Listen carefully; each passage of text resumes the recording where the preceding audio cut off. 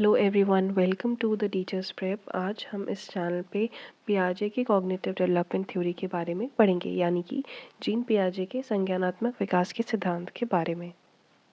पियाजे believed that children are active thinkers who construct knowledge through interaction with their environment। इसका मतलब ये कि बच्चे जो भी उनके सराउंडिंग में आसपास जो भी चीज़ें हो रही होती हैं वो उसके बारे में सोचते हैं, उन्हें क्वेश्चन करते हैं, उन चीज़ों को एक्सप्लोर करते हैं और उसके बाद ही अपने नॉलेज में उसे ऐड करते हैं। ऐसा नहीं कि वो सिर्फ रोट मेमोराइजेशन करते हैं या जो भी पेरेंट्स या टीचर्स उन्हें बताते हैं उन्हें सिर्फ उसे रिसीव कर लेते हैं, बट वो उन चीज़ों के बारे में सोचते हैं। जैसे कि बच्चा समझता है कि गर्म चीज़ों से उसके हाथ जल सकते हैं। ये उसे बताने पर सीधे एक्सपीरियंस नहीं हुआ है, लेकिन उसको जब उसने एक्सपीरियंस करा है, उसने कोई गर्म चीज़ छुई है और फिर उसका हाथ जला है, उसने उस बारे में सोचा है, तो उस हिसाब से बच्चे जो हैं वो एक्टिव लर्नर्स होते हैं जो अपने आसपास के सराउंडिंग से बहुत कुछ सीखते हैं। जीन पियाजे का पूरा नाम जीन विलियम फ्रिट्ज पियाजे था और इनका जन्म 1896 स्विट्ज़रलैंड में हुआ था। इन्होंने बायोलॉजी में पीएचडी कर रखी थी, बट इसी के साथ साथ इन्हें जेनेटिक एपिस्टेमोलॉजिस्ट भी कहा जाता था। अब जेनेटिक एपिस्टेमोलॉजी क्या होती है? जेनेटिक यानी कि किसी चीज़ का ओरिजिन या डेवलपमेंट से रिलेटेड है। यहाँ पे जेनेटिक का मतलब जीन्स से नहीं है। और एपिस्टेमोलॉजी एक फ़िलॉसफी का ब्रांच है जिसमें हम स्टडी ऑफ नॉलेज भी कहते हैं। तो जेनेटिक एपिस्टेमोलॉजी से जीन पियाजे का मतलब यही था कि कैसे नॉलेज का डेवलपमेंट होता है ह्यूमन बींग्स में, चाइल्डहुड से लेकर अडल्टहुड तक। पियाजे ने बच्चों की थिंकिंग के ऊपर बहुत स्टडी करी कि कैसे बच्चे लॉजिकल थिंकिंग करते हैं, कैसे वो सिंपल रीजनिंग करते करते कॉम्प्लेक्स रीजनिंग की तरफ जाते हैं, है ना, उनके थॉट प्रोसेस को कैसे वो डेवलप करते हैं। तो उन्होंने साइकोलॉजी का फील्ड, बायोलॉजी और फिलॉसफी, इन तीनों फील्ड्स को कंबाइन करके इस प्रोसेस को समझा है और तब उन्होंने अपनी थ्योरी को दिया है जिसका नाम हम थ्योरी ऑफ कॉग्निटिव डेवलपमेंट के नाम से हम जानते हैं। इसीलिए इन्हें फादर ऑफ कॉग्निटिव डेवलपमेंट भी कहा जाता है। यहाँ पे कॉग्निटिव डेवलपमेंट का मतलब यही नहीं कि बच्चा फैक्ट्स याद रखे और उससे आइडियाज़ आएँ, बट यहाँ पे इसका मतलब ये है कि कैसे बच्चे का थॉट प्रोसेस धीरे धीरे और मैच्योर होते जाता है, कैसे उसे सारी चीज़ें सेंस बनाने लगती हैं। तो यहाँ पे इन्होंने तीन चार चीज़ों के बारे में, मतलब तीन चार फैक्टर्स के बारे में यहाँ पे इन्हें फोकस करा है, जैसे कि बायोलॉजिकल मेचुरेशन, एक्टिविटी करना, सोशल एक्सपीरियंसेस हमारे, और इक्विलिब्रेशन। तो ये चारों फैक्टर्स जो हैं वो कैसे इंटरैक्ट करते हैं आपस में और हम धीरे धीरे हमारी थिंकिंग को इन्फ्लुएंस करते हैं। तो अब हम कुछ टर्म्स को समझेंगे जो पियाजे की थ्योरी से रिलेटेड है। जैसे कि सबसे इम्पॉर्टेंट टर्म है स्कीमा। स्कीमा मेंटल फ्रेमवर्क्स हैं या फिर हम इन्हें कॉग्निटिव स्ट्रक्चर्स भी कह सकते हैं जो हमारे नॉलेज को ऑर्गेनाइज रखने में हमारी मदद करता है। आसान भाषा में हम इसे एक फाइल या फिर फ़ोल्डर की तरह समझ सकते हैं जो हमारी नॉलेज को स्टोर करके रखता है। जैसे कि एक मेंटल फाइल है ये, और इससे हमारे ब्रेन को हमारे इन्फॉर्मेशन को ऑर्गेनाइज करने में मदद मिलती है। जैसे कि बच्चे ने एक डॉग को पहली बार देखा, एक कुत्ते को पहली बार देखा और ये समझा कि अच्छा, एक कुत्ते के पास चार पैर होते हैं, एक पूँछ होती है और वो भौंकता है। तो ये उसकी जो समझ है वो एक स्कीमा बन जाती है। तो जब वो दूसरे कुत्ते को देखता है तो उसे याद आ जाता है कि ओके, ये जो कैरेक्टरिस्टिक्स हैं, चार पैर होना, पूँछ होना और भौंकना, ये एक कुत्ते की होती है। तो इससे वो समझ जाएगा कि ऐसा दिखने वाला कोई जो प्राणी है वो एक डॉग कहलाता है। दूसरा शब्द है असिमिलेशन। असिमिलेशन मतलब हम नया इन्फॉर्मेशन ऐड कर लेते हैं अपने एग्जिस्टिंग स्कीमा में। जैसे कि हमारा स्कीमा क्या था कि बच्चा एक डॉग को देखता है और उसके फीचर्स के बारे में याद रख लेता है, बट अगर वो एक दूसरे ब्रीड के डॉग को देखता है जो साइज़ में दूसरा है, साइज़ में बड़ा या छोटा है और उसके कुछ कलर अलग है, लेकिन उसके बाद भी वो उसे डॉग ही बोलेगा क्योंकि उसके जो एग्जिस्टिंग स्कीमा है उसमें पता है उसे कि उसके पास चार पैर होते हैं, एक टेल होती है और वो भौंकता है। इसीलिए यहाँ पे सिर्फ एग्जिस्टिंग स्कीमा में चीज़ें ऐड हुई हैं कि ओके, ऐसा दिखने वाला प्राणी भी एक डॉग ही कहलाता है। तो यहाँ पे कोई मेजर चेंज उसकी थिंकिंग में नहीं होता है और ओल्ड जो हमारा पुराना स्कीमा है वो एज इट इज़ रहता है। अकोमोडेशन मतलब होता है कि हमारे एग्जिस्टिंग स्कीमा में कोई चेंज या मॉडिफिकेशन लाना। यहाँ पे हम एक अपनी स्कीमा में बदलाव लाते हैं। जैसे कि बच्चे ने एक डॉग देखी, तो उसे डॉग के फीचर्स पता है, बट अब अगर उसने काऊ देखा और काऊ को भी डॉग बोल दिया, तो वहाँ पे उसके पेरेंट्स या टीचर्स उसे करेक्ट करेंगे ना कि बेटा ये एक डॉग नहीं, ये एक काऊ है। तो अब बच्चा अब यहाँ पे अपने इंफॉर्मेशन के जो स्कीमा है उसमें ऐड करेगा कि सारे 4 पैर वाले एनिमल्स जो हैं वो डॉग नहीं होते हैं। तो इस तरीके से उसके स्कीमा में एक मॉडिफिकेशन आया। और ऐसे ही जो हमारा स्कीमा है उसमें हम कुछ ऐड करते हैं, फिर समय आने पर हम उसमें कुछ चेंज करते हैं, यानी कि अकोमोडेशन करते हैं। इसी को अडेप्टेशन कहते हैं।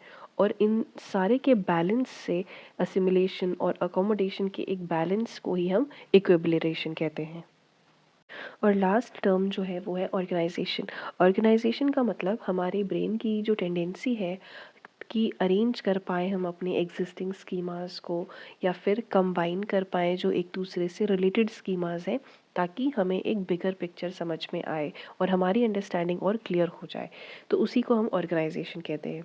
जैसे कि बच्चे के पास सेपरेट स्कीमास होंगे डॉग के लिए, कैट के लिए, काऊ के लिए, बट समय आने पर वो इन सारे स्कीमास को कंबाइन करके एक बिगर आइडिया में लाएगा। जैसे कि एनिमल के अंडर में ये सारे स्कीमास आ जाएंगे। इसी को ऑर्गेनाइजेशन कहते हैं। उसी तरीके से जैसे कि फ्रूट्स है, तो एप्पल एक फ्रूट है, उसके लिए वो एक अलग स्कीमा रखेगा। मैंगो का एक अलग स्कीमा रहेगा, बनाना के लिए एक अलग स्कीमा रहेगा। बट ज़रूरत आने पे वो सारे स्कीमास कनेक्ट होकर उसे एक फ्रूट की जो कैटेगरी समझ में आएगी, इसी मेंटल ग्रुपिंग को ही हम ऑर्गेनाइजेशन कहते हैं। तो यहाँ पे सिंपली अरेंज कर रहे हैं, हम इंटीग्रेट कर रहे हैं जो भी एग्जिस्टिंग स्कीमास हैं, जब भी हमें कोई कॉम्प्लेक्स चीज़ों के बारे में समझना होता है। अब तक हमने जो टर्म्स पढ़े वो सारे एक दूसरे से रिलेटेड हैं। जैसे कि जब बच्चे ने एक डॉग को देखा, तो उसने ऐड किया अपनी स्कीमा में कि उसके पास 4 पैर हैं, एक टेल है, और वो एक बैलेंस स्टेट में था, जिसे इक्विलिब्रेशन कहते हैं। बट जैसे ही उसने काऊ को देखा, एक नए सिचुएशन में वो आया, तो उसे काऊ डॉग ही लगा। तो यहाँ पे जब उसे बोला गया कि नहीं ये काऊ है, ये डॉग नहीं है, तो उससे एक कन्फ्यूजन वाला स्टेट हुआ। इसी स्टेट को हम डिसइक्विलिब्रियम कहते हैं। यहाँ पे बच्चा कन्फ्यूजन को हटाने के लिए या तो कुछ अपनी स्कीमा में चेंज करेगा, मॉडिफाई करेगा, या फिर जहाँ नीड होगा वहाँ पे वो उसे ऐड करेगा। तभी जाकर वो एक बैलेंस स्टेट में पहुँचेगा, जिसे इक्विलिब्रियम कहते हैं। तो ये एक साइकिल के जैसा है जो चलते रहता है।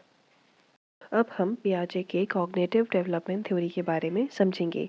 तो इस थ्योरी में जो है 4 स्टेजेस उन्होंने दिए हैं, और ये 4 स्टेजेस जो है फिक्स्ड है, और ये यूनिवर्सल है, यानी कि सब लोग इन स्टेजेस से होकर गुजरते हैं, और इनका जो डायरेक्शन है वो भी फिक्स्ड है।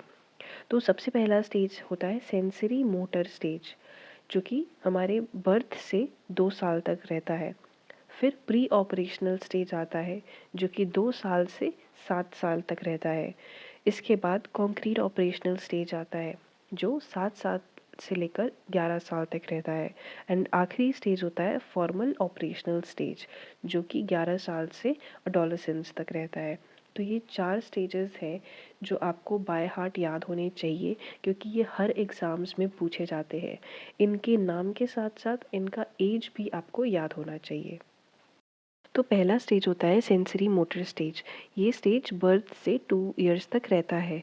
यहाँ पे बच्चे जो भी चीज़ों के बारे में जानते हैं, समझते हैं, वो सिर्फ़ और सिर्फ अपने सेंस ऑर्गन्स के थ्रू ही समझते हैं। इसीलिए इस स्टेज को हम कहते हैं कि senses are the gateways of knowledge. जो भी चीज़ें वो टच करते हैं, तो उन्हें गर्म चीज़ों का पहचान होता है, उन्हें ठंडी चीज़ों का पहचान होता है। वो उससे शेक, कोई भी खिलौना है वो उससे शेक करते हैं, उससे कोई आवाज़ आती है वो उन्हें सुनाई देती है। वो अपने मदर को, अपने पेरेंट्स को बाय फेस पहचानने लगते हैं। और जो भी चीज़ें उन्हें टच के थ्रू, टेस्ट के थ्रू या हेयरिंग के थ्रू समझ आती है, उसके थ्रू वो अपने आसपास की चीज़ों को समझते हैं। एक और इम्पॉर्टेंट कैरेक्टरिस्टिक इस स्टेज का है ऑब्जेक्ट परमानेंस। यहाँ पे इसका मतलब ये है कि कोई ऑब्जेक्ट जो बच्चे के आंखों के सामने नहीं है, वो उसके बाद भी एग्जिस्ट करती है। जैसे कि अगर हम एक बॉल को एक कपड़े के अंदर छुपा दें, तो एक छोटा बच्चा जो अभी 4 से 6 महीने का है वो उसे इग्नोर कर देगा या भूल जाएगा उसके बारे में। लेकिन अगर वही एक 9 से 12 साल का बच्चा हुआ तो यहाँ पे वो उस कपड़े को हटा के देखेगा कि वहाँ पे बॉल है कि नहीं। तो यहाँ पे वो हिडन टॉय को सर्च करने के उसमें रहते हैं। तो इसी वजह से इस स्टेज को हम ऑब्जेक्ट परमानेंट स्टेज भी कहते हैं। और धीरे धीरे वो एक गोल डायरेक्टेड बिहेवियर भी करने लगते हैं, यानी कि वो कोई भी चीज़ इसलिए करते हैं क्योंकि उन्हें एक गोल अचीव करना होता है। जैसे कि अगर हम किसी तकिए के पीछे उनका कोई खिलौना रख दें तो बच्चा जाएगा उस तकिए को हटाएगा ताकि वो बॉल को पा सके। तो वो जो भी ऑब्स्टिकल आते हैं, बाधाएं आती हैं उनके गोल को पहुंचने में, वो उसे हटाने की कोशिश करते हैं। जैसे कि यहाँ पे हम पिक्चर में देख सकते हैं कि एक टॉय जो है वो एक शेल्फ पे रखा हुआ है और बच्चा अभी छोटा है, तो वो कुछ ब्लॉक्स को रख के उनके ऊपर चढ़ के अपना वो खिलौना पाना चाह रहा है। तो इसीलिए यहाँ पे बच्चा एक गोल डायरेक्टेड बिहेवियर कर रहा है। इसी के साथ साथ इस स्टेज में डिफर्ड इमिटेशन होती है। इमिटेशन यानी कि नकल करना। यहाँ पे बच्चा जो भी चीज़ें देखता है वो उसको तुरंत तो नहीं नकल करता है, लेकिन उसे याद ज़रूर रहता है। जैसे कि बच्चा अगर अपने पेरेंट को देखा ताली बजाते हुए तो अगले दिन वो ताली ज़रूर बजाएगा उसी तरीके से जिस तरीके से उसके पेरेंट ने किया होगा। तो कुछ देर बाद से वो उस चीज़ को फॉलो करते हैं, उस चीज़ की एक्टिंग करते हैं। इसीलिए हम इस चीज़ को डिफर्ड इमिटेशन कहते हैं। जैसे कि यहाँ पे पिक्चर में हम देख पा रहे हैं कि बच्चा जो है वो अपने फादर की तरह ही शेविंग करना चाह रहा है। तो वो चीज़ उसे याद है कि कैसे उनके फादर जो है वो डेली शेविंग करते होंगे। तो वो चीज़ को कुछ समय बाद से ज़रूर प्रैक्टिस में ले आएगा। इसीलिए हम यहाँ पे इसे डिफर्ड इमिटेशन कहते हैं। तो सेंसरी मोटर स्टेज में 6 सब स्टेजेस भी होते हैं जो कि इक्वली इम्पॉर्टेंट है एग्ज़ाम पॉइंट ऑफ व्यू से। पहला स्टेज होता है रिफ्लेक्सिव स्टेज, जहाँ पे बच्चे के जन्म से लेकर 1 या 2 महीने तक ये स्टेज हम देखते हैं।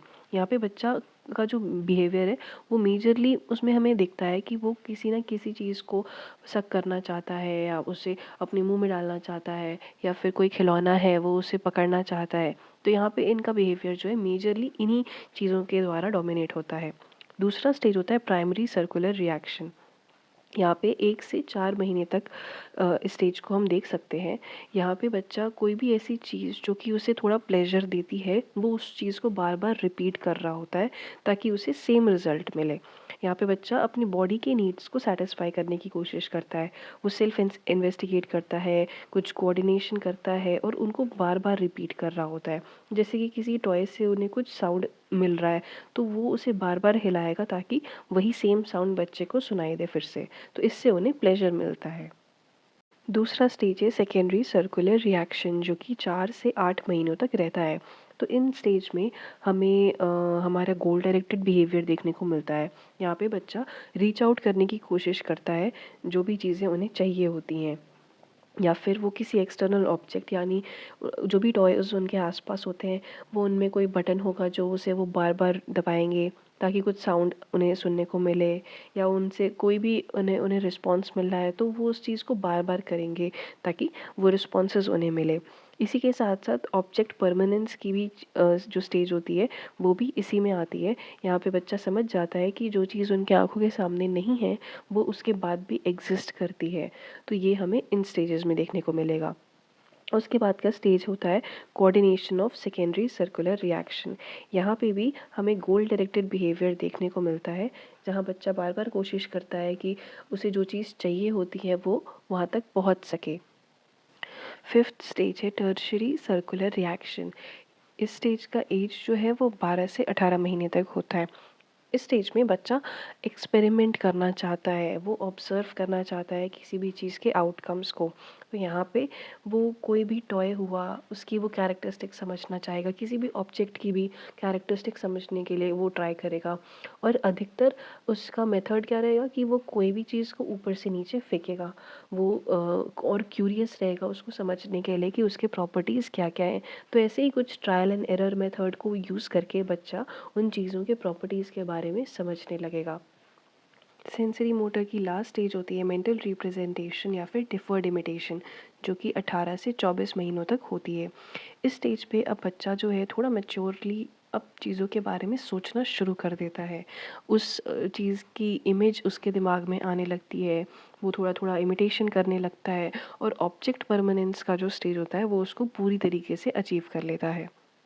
इस थ्योरी की दूसरी स्टेज है प्री ऑपरेशनल स्टेज, जो कि 2 से 7 साल तक होती है और इसमें अब बच्चा चाइल्डहुड में जो है एंटर कर लिया होता है, तो ये अर्ली चाइल्डहुड वाला फेज़ होता है।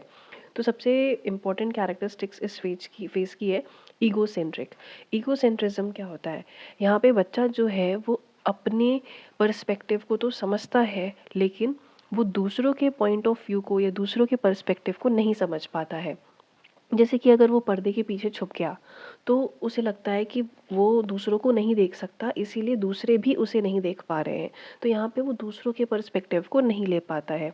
उसी तरीके से इर्रिवर्सिबिलिटी, यानी कि वो किसी भी चीज़ को मेंटली रिवर्स करके नहीं सोच पाता है, किसी एक्शन को वो उल्टा उसका रिवर्स नहीं सोच पाता है। जैसे कि यहाँ का सबसे फेमस एग्जांपल है कि जब हम पानी को छोटे ग्लास से बड़े और पतले ग्लास में डालेंगे, तो बच्चे को लगेगा कि जो लंबा वाला ग्लास है वो उसमें ज़्यादा पानी है, लेकिन जब हम उसे वापस डालेंगे तो वो सेम ही रहेगा, ऐसा वो नहीं सोच पाता है। इसी के साथ साथ सेंट्रेशन जो टर्म होता है, उसका मतलब होता है कि बच्चा सिर्फ किसी भी सिचुएशन की सिर्फ एक ही एस्पेक्ट को सोच पाता है, सारे एस्पेक्ट्स को नहीं सोच पाता। जैसे कि ग्लास वाले एग्जाम्पल में, जहाँ पे वो बच्चा पानी को एक अलग शेप के जार में डालता है, तो उसे लगता है कि जो दिखने में लंबा है उसमें ज़्यादा पानी होगा। उसी तरीके से यहाँ पे बच्चा सिर्फ उसके हाइट को फोकस कर रहा है, उसकी विड्थ को फोकस नहीं कर पा रहा है, तो इसी को हम सेंट्रेशन कहते हैं। और एक और इम्पॉर्टेंट फेज़ है इस स्टेज का, जो कि है सिम्बॉलिज्म, यानी कि सिम्बॉलिक फंक्शन कह सकते हैं हम इसे, जहाँ पे बच्चा जो है वो सिम्बल्स को या वर्ड्स को या किसी ऑब्जेक्ट्स को यूज़ करता है किसी चीज़ को समझने के लिए या किसी और चीज़ को रिप्रेजेंट करने के लिए। जैसे कि यहाँ पे पिक्चर में हम देख सकते हैं कि वो जो बच्चा है वो एक बनाना यूज़ कर रहा है एक फ़ोन को वो रिप्रेजेंट करने के लिए। तो यहाँ पे वो खेल के दौरान बच्चा जो है वो एक बनाना यूज़ कर रहा है, तो इससे वो एक सिंबल को यूज़ कर रहा है दूसरे सिंबल को प्रेजेंट करने के लिए। इसी को सिंबॉलिज्म कहते हैं। थर्ड स्टेज जो पियाजे की थ्योरी का है वो है कॉन्क्रीट ऑपरेशनल स्टेज। यहाँ पे बच्चा 7 से 12 साल के बीच में होता है।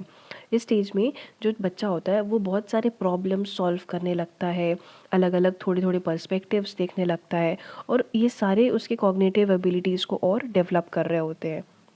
तो इस स्टेज में कुछ इंपॉर्टेंट कैरेक्टरिस्टिक्स होते हैं, जैसे कि रिवर्सिबिलिटी। यहाँ पे बच्चा अब चीज़ों को किसी एक्शन को रिवर्स करके समझ पाता है। जैसे कि जब हम एक बड़े जार से पानी को एक छोटे जार में डालेंगे तो वो पानी घटेगा नहीं बल्कि सेम रहेगा, इसी को रिवर्सिबिलिटी कहते हैं। इसी के साथ साथ जब हम कहते हैं कि ए जो है वो बी से बड़ा है और बी जो है वो सी से बड़ा है, तो अल्टीमेटली हम समझ पाते हैं कि ए जो है वो सी से भी बड़ा है। इसी एबिलिटी को, इसी लॉजिकल रिलेशनशिप को समझ पाने की जो क्षमता होती है उसे हम ट्रांजिटिविटी कहते हैं। तो ये भी हम इस स्टेज में देख सकते हैं। इसी के साथ साथ डिसेंट्रेशन का फेज़ आता है, जहाँ पे बच्चा अलग अलग एस्पेक्ट्स को अब समझने लगता है। ये इनका स्कूल एज भी रहता है, तो ये स्कूल में भी साथ साथ बहुत सारी चीज़ों को समझ रहे होते हैं।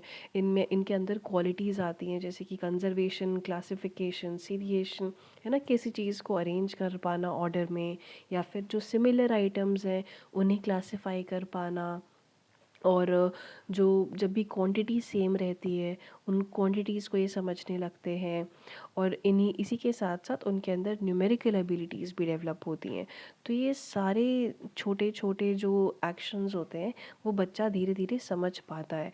तो ये एक इम्पॉर्टेंट स्टेज हो जाता है बच्चे के डेवलपमेंट के लिए। फाइनली जो लास्ट स्टेज होती है पियाजे की कॉग्निटिव डेवलपमेंट थ्योरी की, वो है फॉर्मल ऑपरेशनल स्टेज, जो कि 11 या 12 साल से ऊपर का माना जाता है। यहाँ पे अब फाइनली बच्चा बहुत सारे एब्स्ट्रैक्ट चीज़ों को समझ पाता है।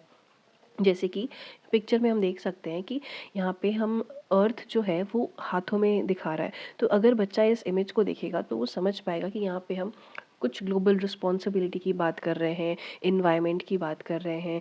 वहीं दूसरी तरफ जो वेइंग स्केल है, वहाँ पे हम हार्ट और मनी, पैसे देख पा रहे हैं। तो यहाँ से भी बच्चा समझ पाएगा कि ओके, वैल्यू बेस्ड थिंकिंग है, एथिक्स की बातें हो रही हैं यहाँ पे। और बीच में जो आपको लाइट बल्ब दिख रहा है, उससे हम लॉजिकल रीजनिंग और आइडिया फॉर्मेशन की बात को रिप्रेजेंट कर रहे हैं। तो इस स्टेज में बच्चा जो है वो बहुत सारे हाइपोथेटिकल डिडक्टिव रीजनिंग करता है, जहाँ पे वो अलग अलग हाइपोथेसिस को टेस्ट करते हैं और कुछ कंक्लूजन्स उससे ड्रॉ करते हैं। और इन्हीं सारे थॉट्स के समय जो है बच्चा अपनी रीजनिंग स्किल्स को भी और डेवलप कर पाता है और लॉजिकल बना पाता है। तो इसी तरीके से हमने यहाँ पे पियाजे के चारों स्टेजेस को समझा। सो इसी के साथ हम अपना ये वीडियो एंड करते हैं। आपको जो भी क्वेरीज हों आप उन्हें कमेंट करके पूछ सकते हैं। चैनल को लाइक करें, शेयर करें एंड सब्सक्राइब करें। Thank you.